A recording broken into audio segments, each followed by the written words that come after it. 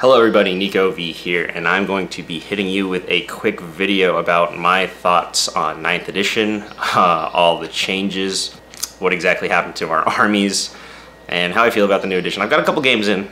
I've watched a few battle reports. I've watched a lot of battle reports just to get a good feel for the edition, and I think you all know me very well. If you watched our last video talking about 9th, like our 9th discussion, then you'd know that I was closer to negative than positive going into it. So I guess that's why maybe some of you out there want to hear about what I think of it right now that it's out and now that I've played a few games. So I've kind of stolen the camera from Dill and Jonathan. They're setting up upstairs for a battle report, and I've run down to Jonathan's garage to record this video very quickly just to tell you all my complaints about 9th. I'm going to tell you right now it's going to be mostly negative. Now, saying that, when I mean negative, I mean it's not going to like negatively affect my life. It's just my views on the release and how exactly, just, you know, my thoughts. So that's where this rambling is going to go. So first off, I'll say right now, I don't think that 9th was a good launch. And the reason I don't think that 9th is a good launch is because, I mean, the easiest way to put it is it just doesn't feel like a whole new edition. It really feels like more of a big update. Obviously, some of the core rules changed, and the match play missions changed a lot, but I feel like all that was given to us was something that could have very easily been put into a chapter approved, or even a big FAQ. Just, you know, release the Indominus box, and then GW says this is the big change up to 8th, rather than going into 9th. Because I feel like additions in the past, when we changed through them, besides 6th to 7th, I feel like the game played legitimately differently every time. Not like that differently, but, you know, enough to make a substantial difference. This really just feels like there were a few modifications to 8th, and then they kind of slapped a 9th edition sticker onto it and said, have at it. So I don't think it really feels like a new edition. Actually, I have a list of bullet points here, so I'm just going to go through them real quick. What I don't like about 9th, first off, armies got screwed with the points. I know before people start saying stuff, I know that the staff at GW said that everyone was going to be getting big points increases. That I don't mind that at all. I thought that was healthy for the game because, you know, the smaller games, they tended to be closer in my experience. A big points reduction, I think it would have been easier for them to just say the new standard is like 1850 or 1500 rather than just giving everything a points increase. But it's not really about that. It's more about how proportionally the armies that needed help, such as Tyranids and Necrons and everyone out there. I mean, obviously besides Custodes, because Custodes right now, it stole 9th edition. They got barely any points increases, so good for those guys.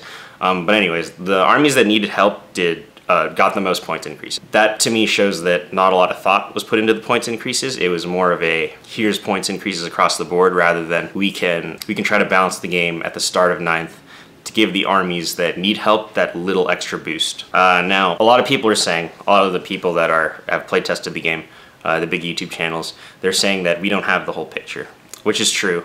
We do know as of right now that new codexes are coming, a new codex line, which is another thing I really hate because I really did not like having to wait 2 years of 8th edition to get a Gene Stealer Cult Codex, and then I got to play with it for like a few months, and then we're in the new 9th edition, and Gene Stealer Cult's basically back to how they felt in Index.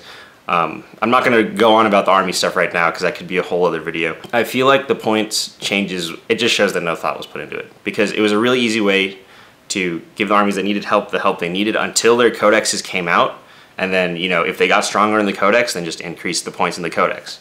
You know what I'm saying? Like, I don't see why they couldn't just do that for us to make the game a little more bearable until our codexes do come out. Because I'm talking about this, one of the first people to get their new codex is going to be Space Marines, which is kind of a slap in the face because Space Marines already so strong, you know. Like, when the new codex comes out, is it going to nerf them? Or I can't see that happening because, you know, they're Space Marines, GW's favorite child. So I don't know. I don't really see the thought process there. All right, I already mentioned it does not feel like a new edition. Plays very similarly to 8th. I don't think it needed to be a new edition. I think it could have been a very big FAQ or a new chapter approved. They just said, here's what we're doing, here's how you're going to play the game, and you're playing ITC. There are a few new rules lore-wise that don't really make sense to me. Like, obviously for balance reasons, they make perfect sense. but for lore reasons, they don't make a lot of sense to me. Like, for example, I think that blasts doing their max shots doesn't make a lot of sense, while flamers against blasting against hordes, sorry, get their max shots while flamers don't. It's like you're shooting a big tank shell a mile away and that gets max hits, but you're firing just a little like a hose of flames, and like that somehow is gonna miss more often than the big tank shell. I know you have to roll the hit with the blast, so maybe that's not fair. It's just stuff like that. And another thing is the minuses to hit. Don't get me wrong, I love it. I'm very glad that Eldar can't get away with putting a -3 on their stuff and just having it be unkillable. That is perfectly fine to me, and I do like it. But it doesn't make sense to me that because you can't stack the minuses, I guess. Like, I found that there will be times in a game where you will move a heavy weapon or something like that with a -1, or something will already have a -1, so people can take the opportunity to take harder shots because they don't have to worry about a -2. So it's like an Eldar Flyer going super fast and a Marine that stands still with a last cannon. Like, if he runs with that last cannon, he can hit just as good as if he stood still and aimed at the thing. Again, for gameplay reasons, it's fine. Lore-wise, it just doesn't make a lot of sense to me. I think the new rules very clearly favor Marines, just with how they are right now, just with all their capabilities. The decrease in the board size, from what I've seen, people said it was a big boost to close combat, and don't get me wrong, it is. It is very nice that they don't have as much space to run away, but at the same time, it is also a very big boost to the Primaris Marines, because with their 30-inch range, I find that once they get up to the middle of the board, they can basically hit everything, unless, of course, there's line of sight blocking, and I guess the new terrain helps with that, but that's just what I've seen. So I don't like the new ITC missions. I call it ITC, it's not technically ITC.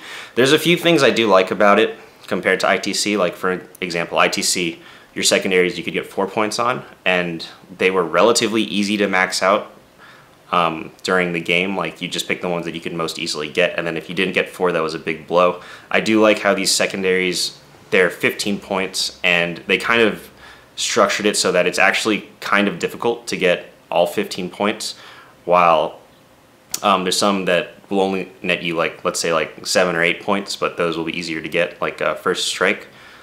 So that's something to take into consideration. I do like that, that's cool. But I just did not like how ITC played in general. I've said this before, I'm really not a fan of tournament play, because I feel like it kind of restricts army variation. And by that I mean you can technically structure your army to do some secondaries very well, that's true, but there's always going to be one dominant strategy, and that's going to be just have firepower in the back, have like kind of chaff units to go forward and hold the center, and then kind of like have like reserve units to like back up the center, because basically the name of this game right now is camp the middle, score objectives, and, you know, win from there. I don't know, I also don't like the roll-off to go first. I think that they were doing a very good job at kind of structuring it so you could know that you were going second and then prepare for that. And then the C's, I guess the C's leaving was good for the game.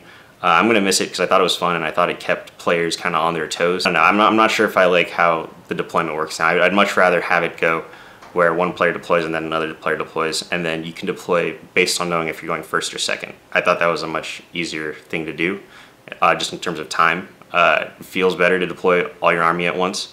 And I don't know, I liked it better towards the end of 8th than I currently do. I think the new missions already feel kind of old, and literally the edition released today, minus a couple games. Like, I've obviously played a couple games with it, but like what I'm seeing on YouTube in terms of battle reports and what I've experienced, it, like I said, move up, hold the middle, and then get your secondaries. I feel like there's not much variation to it, and I think it's kind of a mistake that Games Workshop is pushing for this to be the new matched play, because in future editions, what can you really do with secondaries? You know, all you can do is change the deployment types, and then change where the objectives are on the board, and then what? Everything's gonna kind of play the same. I've already found that like most of the new missions, from what I've seen, they all kind of play the same. And like, obviously for people who want balance, that's great, but at the same time, ITC already existed, so I just don't think that was very necessary for Games Workshop to take the core game itself into a more tournament-based setting. You know what I'm saying?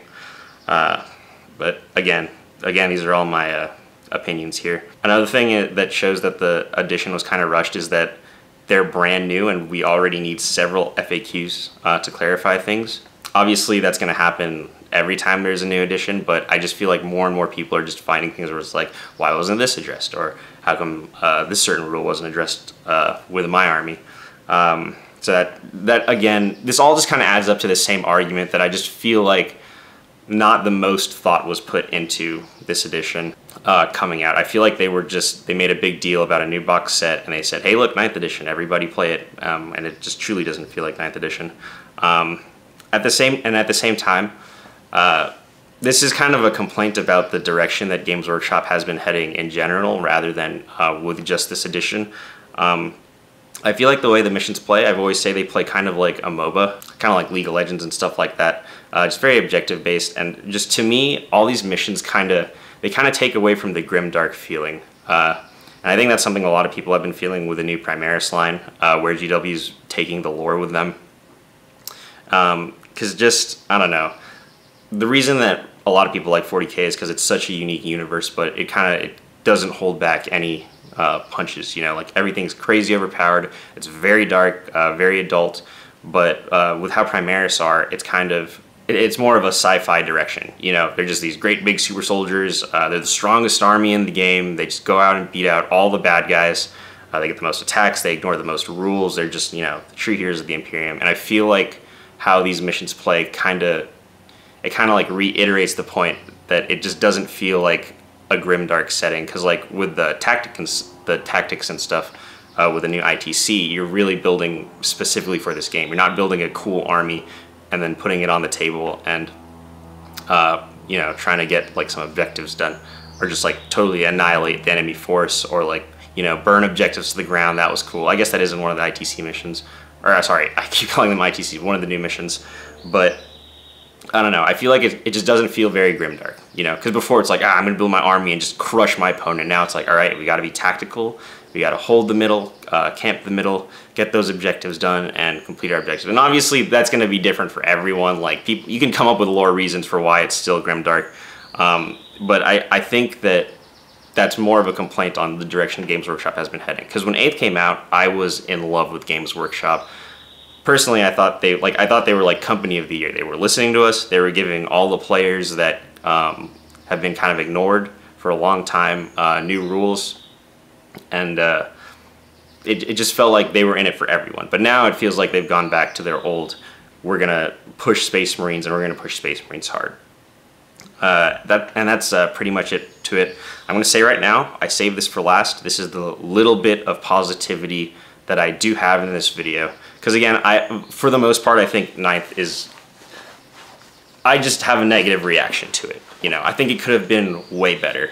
But now I'm going to give the counterpoint, and this is the positivity that I've been saving for all the video. I love Crusade.